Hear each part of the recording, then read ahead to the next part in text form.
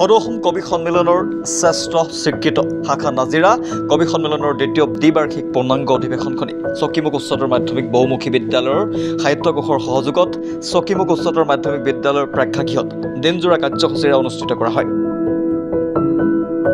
পতাকা উত্তোলন আৰু স্মৃতি তৰ্পণেৰে আৰম্ভণি কৰা অধিৱেশনখনিৰ মুকলি সভাত সভাপতিত্ব কৰে নাজিৰা কবি সন্মিলনৰ সভাপতি অৰুণা চেতিয়া খাটনিয়াৰে।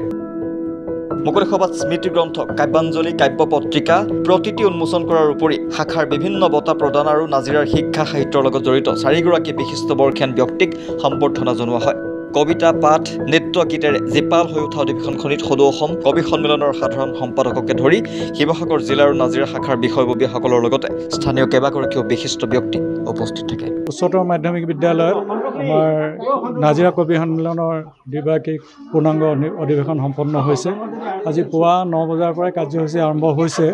পুৱা পতাকা উত্তোলন, তাৰপিছত স্মৃতি তৰ্পণ আৰু স্কুল আজি খোলাবাৰ কাৰণে আমাৰ বাকী কাৰ্যসূচীখিনি স্কুল শেষ হোৱাৰ পাছত আমাৰ আৰম্ভ হৈছে। সেইকাৰণে অলপমান পলম হৈছে।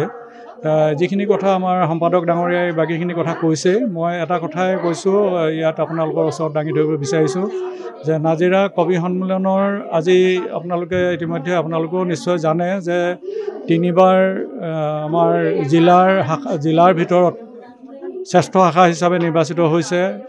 2বাৰকৈ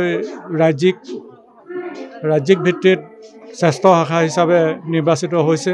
গতিকে এই শাখাই যথেষ্টখিনি কাম কৰি আছে আৰু এই শাখাৰ আমি উত্তৰোত্তৰ কামনা কৰিছোঁ আৰু ভৱিষ্যতৰ দিনবিলাকত যাতে নতুন কবিসকলক ইয়াক উদগনি জনাই আমি আগুৱাই নিব পাৰোঁ, তাৰ কাৰণে আমাৰ নাজিৰা কবি সন্মিলনে চেষ্টা অব্যাহত ৰাখিছে। আৰু এই যিহেতু আমাৰ এইখন চকীমুখ উচ্চতৰ মাধ্যমিক বিদ্যালয়ত আজি অনুষ্ঠানটি সম্পন্ন হৈছে আৰু ইয়াৰ সাহিত্য কোষৰ সহযোগত আৰু শিক্ষক শিক্ষয়িত্ৰীসকলৰ সম্পূৰ্ণ সহযোগিতাৰে গোটেইখিনি তেওঁলোকৰ ব্যৱস্থাপনা সম্পূৰ্ণ তেওঁলোকে কৰিছে।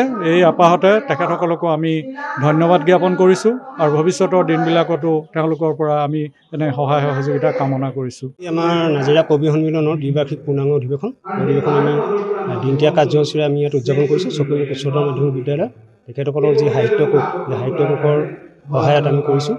আৰু ইতিমধ্যে আজি পুৱাৰ ভাগত আমি বিদ্যালয়ৰ প্ৰাতঃসভাৰ লগত সংগতি ৰাখি আমি 9 বজাত পতাকা উত্তোলন কৰিলোঁ। ইয়াৰ পিছত আমাৰ যিহেতু বিদ্যালয় পৰিদৰ্শক মহোদয়ৰ পৰামৰ্শক্ৰমে আমি বিদ্যালয়ৰ ছুটীতহে আমাৰ কাৰ্যসূচী আৰম্ভ কৰিছোঁ। কবি মেলখন আমাৰ সঞ্চালনা কৰে সদৌ অসম কবি সন্মিলনৰ সন্মানীয় প্ৰাক্তন সভাপতি প্ৰেম গগৈদেৱ, বিশিষ্ট কবি।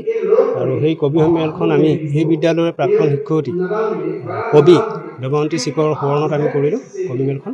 ইয়াৰ পিছতে আমাৰ যি আজি মঞ্চত আমি আমাৰ সভা অনুষ্ঠিত কৰিছোঁ, সেই মঞ্চখন আমি এই অঞ্চলৰে এগৰাকী বিশিষ্ট সমাজকৰ্মী বসন্ত ৰাজুৱাদেৱৰ পবিত্ৰ স্মৃতিত আমি মঞ্চখন আমি কৰিছোঁ। আৰু ইয়াৰ পিছত আমাৰ এতিয়া সদ্যহতে যি মুকলি সভা হৈ আছে, এই মুকলি সভা আমাৰ সন্মানীয় সভাপতি অৰুণা খাটনিয়াৰ বাইদেউৰ সভাপতিত্বত অনুষ্ঠিত হৈছে। আৰু এই সভাত আমি বিশিষ্ট অতিথি হিচাপে আমাৰ জিলা কবি সন্মিলনৰ সন্মানীয় সভাপতি মুকুল নাথ দেৱ, সদৌ অসম কবি সন্মিলনৰ সন্মানীয় সাধাৰণ সম্পাদক পাৰ্ভেজ হুছেইন ডাঙৰীয়া আৰু লগতে আমাৰ নিজৰ বিষয়ববীয়াসকল আছে আৰু আমাৰ জিলাৰ কেইবাগৰাকী কৰ্মকৰ্তা আহিছে তেখেতসকল। আৰু এই মুকলি সভাতে আমি আমাৰ যোৱাটো বৰ্ষৰ যি 2গৰাকীকে শ্ৰেষ্ঠ কৰ্মী বঁটা আছে আমাৰ তেখেতসকলক আমি বঁটা প্ৰদান কৰিম।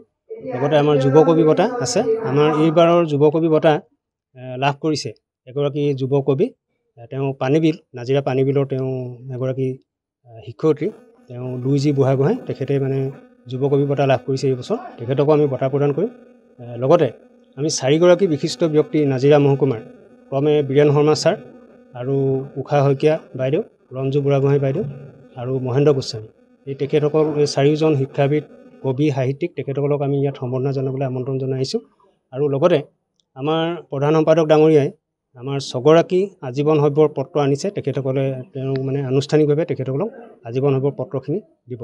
গতিকে আমাৰ যোৱাটো কাৰ্যকালৰ যিখিনি আমাৰ হিচাপ পত্ৰকে ধৰি গোটেই প্ৰতিবেদন আমি ইয়াত পাঠ কৰিছোঁ। গতিকে আমি ভাবিছোঁ যে আমাৰ এই যিখন পূৰ্ণাংগ অধিৱেশন হৈছে, আমাৰ কবিসকল ইয়াত একত্ৰিত হৈছে আৰু বিদ্যালয়ে আমাক সহযোগিতা আগবঢ়াই তেখেতসকলে সম্পূৰ্ণ সুন্দৰকৈ আতিথ্য আগবঢ়াইছে। তাৰ কাৰণে আমি তেখেতসকলক ধন্যবাদ জনাইছোঁ আৰু আশা ৰাখিছোঁ অনাগত সময়ত আমি আমাৰ এই সতীৰ্থসকলৰ সহযোগত আৰু কবিসকলৰ উকুণ্ঠ সমৰ্থনত আমাৰ নাজিৰা কবি সন্মিলনে ইয়াতকৈ পুনৰুদ্যমে নিজৰ লক্ষ্য উদ্দেশ্য পূৰণত আগবাঢ়ি যাব আৰু আপোনালোক সাংবাদিক বন্ধুসকলকো কৃতজ্ঞতা জনাইছোঁ আপোনালোকে আহি যি আমাক সহযোগিতা আগবঢ়াইছে আৰু আপোনালোকে বিশেষকৈ আপোনালোকক এটা কথাতে আমি ধন্যবাদ জনাম যে যোৱাটো সময়ত আমাৰ প্ৰতিটো কাৰ্যসূচী আপোনালোকে ইমান সুন্দৰকৈ বৈদ্যুতিক মাধ্যমেই হওক বা ছপা মাধ্যমেই হওক সুন্দৰকৈ প্ৰকাশ কৰি আহিছে আমাক ইমান এটা সুন্দৰ মঞ্চ দিছে আপোনালোককো ধন্যবাদ জনাইছোঁ নাজিৰাৰ পৰা নয়নমণি ভাৰদ্বাজৰ প্ৰতিবেদন দ্য ৰিয়েলিটি।